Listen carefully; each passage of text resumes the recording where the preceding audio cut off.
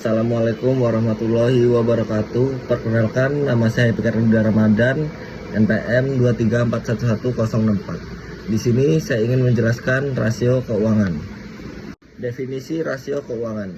Rasio keuangan adalah suatu alat ukur yang digunakan untuk menganalisis kinerja keuangan suatu perusahaan dengan membandingkan berbagai pos dalam laporan keuangan. Rasio ini dihitung dengan membagi satu pos akun dengan pos akun lainnya, sehingga menghasilkan angka yang menunjukkan suatu banding. Tujuan penggunaan rasio keuangan: 1. Menilai kinerja, mengukur seberapa baik perusahaan dalam menghasilkan keuntungan, mengelola aset, dan memenuhi kewajiban. Yang kedua, membandingkan kinerja perusahaan dengan periode sebelumnya atau dengan perusahaan lain dalam industri yang sama.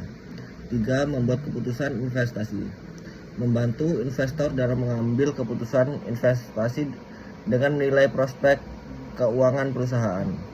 Yang keempat, evaluasi manajemen, membantu manajemen dalam mengevaluasi efektivitas sinergi bisnis yang telah diberikan.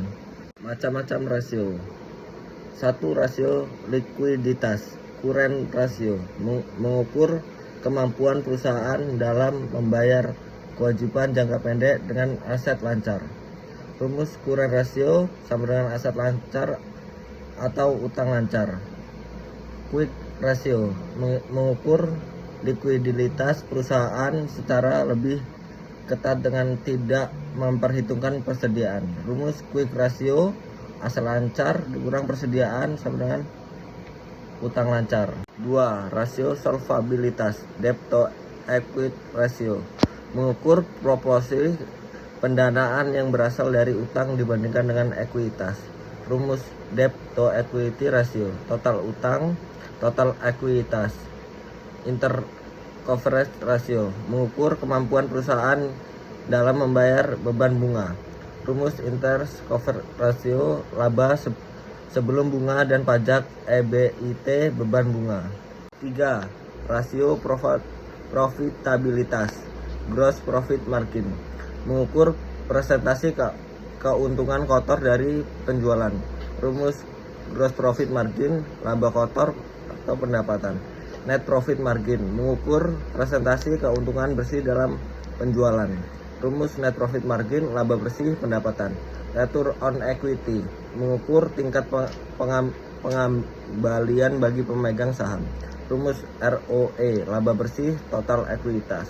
Yang keempat, rasio aktivitas, inventory turnover ratio, mengukur efisiensi perusahaan dalam mengelola persediaan. Rumus inventory turnover ratio, harga pokok penjualan, persediaan rata-rata. Account receivable turnover ratio, mengukur kecepatan perusahaan dalam mengumpulkan piutang. Rumus account receivable turnover ratio, pendapatan kredit, piutang usaha rata-rata. Selanjutnya, penggunaan rasio keuangan. Analisis kinerja, membandingkan kinerja perusahaan dari waktu ke waktu. Perbandingan dengan industri, membandingkan kinerja perusahaan dengan rata-rata industri. Evaluasi investasi, membantu investor dalam memilih saham yang tepat. Pengambilan keputusan manajemen, membantu manajemen dalam membuat keputusan keputusan strategis. Dan penjelasan saya tentang rasio keuangan. Saya ucapkan wassalamualaikum warahmatullahi wabarakatuh.